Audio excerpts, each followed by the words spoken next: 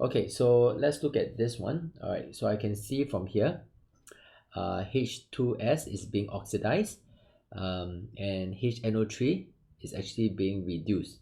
All right, so HNO3, this one is actually being reduced. Okay, it's being reduced. So I'm not sure what's the oxidation number yet, so I'm just going to put N plus. So you look at oxidation number. This is actually, wait, I'm going to write this down now. This oxidation, this is reduction.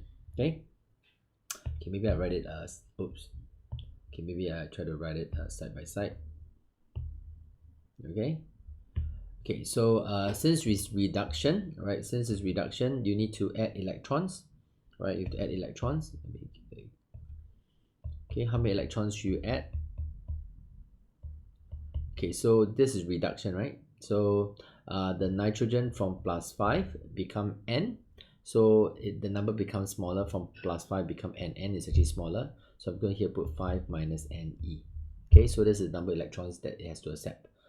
Okay, so the next part is we will find the ratio between mole ratio between H2S and HNO3.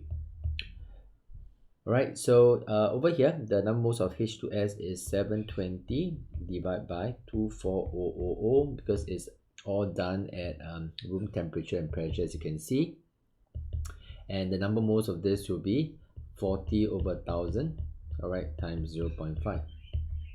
Okay, so do the math, you get 0.03 is to 0.02, so 3 is to 2. Right, so now we're going to balance electrons. We need 3 moles of H2S, so I need 3 moles of H2S, so I must times 3. Okay, we will use a different color, times 3. Okay, so I need 2 moles of HNO3, I need 2 moles of this, so I times 2. Can you see that? So the next thing I'll do is I'll try to balance the electrons, on both sides.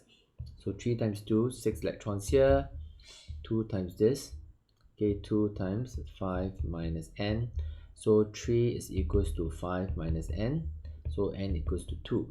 Right, so this is the final oxidation state of nitrogen, and it must be 2 plus. So if you look at all the options, right, look at all the options, only B gives you N equals to +2. Okay, so N is +2, O is -2.